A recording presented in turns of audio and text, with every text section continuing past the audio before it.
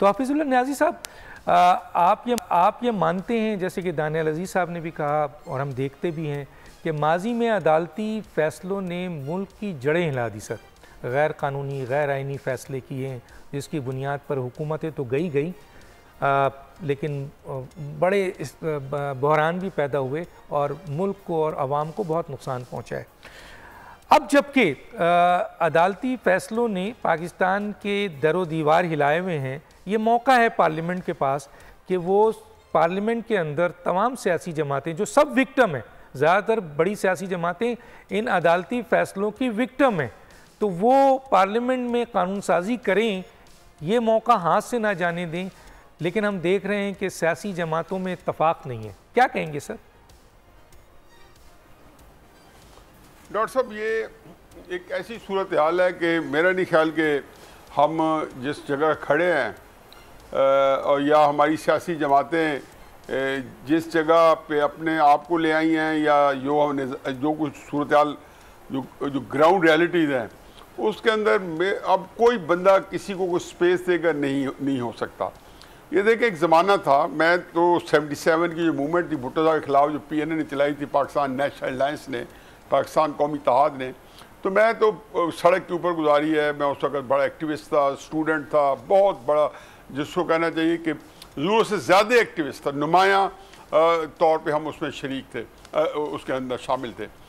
अब बताएं ये कि वहाँ पे भी भुट्टो साहब की किताब पढ़ लें, इफ़ आई एम हैंग, या कन रिफ्यूजी की किताब the last 323 days of Zulfikar Ali Bhutto, दोनों जगह पे भुट्टो साहब कहते हैं कि सिर्फ एक ही सूरत हाल है कि इस मुल्क को निकालने की, कि सियासतदान आपस में मिल बैठे, और सियासतदानों को मिल बैठना आता है।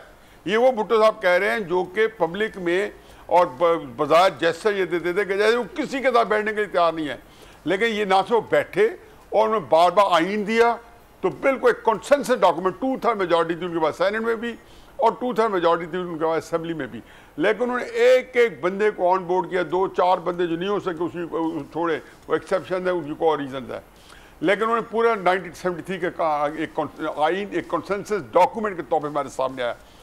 अब सूरत हाल ये है कि इमरान खान साहब, मुझे सॉरी उसका नाम भी लेना पड़ता है वगरना इशारी काफ़ी था, ये इनके अंदर किसी के साथ मिल बैठने की कोई ना तमन्ना है, ना गुंजाइश है, ना इनको इस बात का आट आता है, क्योंकि ये सियासत के अंदर मैं समझता हूँ उस तरीके से आए नहीं है। ये कोई पैशन समझ के पॉलिटिक्स में नहीं आए।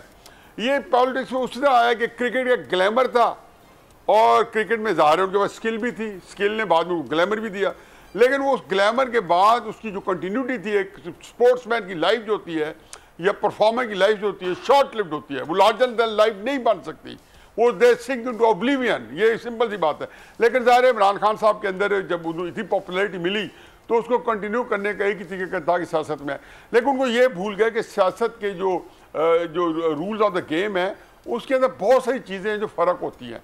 चुनाचे मैं बदकिस्मती से आज भी वो इस सारे मार खाने के बावजूद हकीकत ये है कि 3-4 साल में के बाद वो इसी फौज के साथ बैठे होंगे, इन्हीं लोगों के खिलाफ बैठे होंगे, इनके साथ हाथ नहीं मिलाएंगे। अब नवाज शरीफ साहब की 20 अक्टूबर 2020 की तकरीर सुन लें गुजरावाला में, और ये वो तकरीर है कि इसमें 2-3 प्री रेक्विजिट है। जो PDM का लॉन्ग मार्च इमरान के खिलाफ ये जलसे शुरू हुए थे 2020 में, मेक नो मिस्टेक, एस्टेब्लिशमेंट उसके पीछे थी, उसके पीछे उनकी और गेम हो रही थी। बाजा साहब पहले दिन से ही दूसरी तोसी के लिए उनके अंदर एक तलब थी। तो नवाज शरीफ साहब ने क्या उस तकरीर में कहा, उन्होंने कहा कि हमारे इमरान खान साहब से कोई झगड़ा नहीं। कौन से इमरान खान साहब से? जिनके इक़्तिदार में वो जेल में रहे, जिनके इक़्तिदार में उनकी बीवी जो है अस्पताल में डेथ बेड पे थी, हालत नज़ा में थी, बाप बेटी दोनों बिलखते रहे। इमरान खान साहब को तरस नहीं है कि उनको फ़ोन में बात करा दे। अब तो कहते ना मेरी बेटों से बात नहीं कराई जाती। आप याद करो वक्त कि आपने जो किया, पता ही अल्लाह का अपने निज़ाम में मकाफात का अमल है। जिस मद में लोगों को तकलीफें दी है, अल्लाह ना करे इनको वो तकलीफें आई, उसी बात में तकलीफें आई। गिराना सनौला, टीन की छत, जून जुलाई और नीचे कीड़े मकोड़ों वाली उसमें। तो चुनाचे नवाज शरीफ ने कहा कि हमारी इमरान खान से कोई दुश्मनी नहीं, हमारी दुश्मनी जो है या हमारी शिकायत जो है जना बाजू आपसे है, ये फैज़ हमीद आपसे है। भाई पूरी दुनिया को पता है कि नवाज शरीफ ने वक्त था पीडीएम का सारी तहरीक को बिठा के चला गया पहली एक तकरीर में। सब्सक्राइब करें और बेल दबाएं ताकि कोई खबर रह न जाए।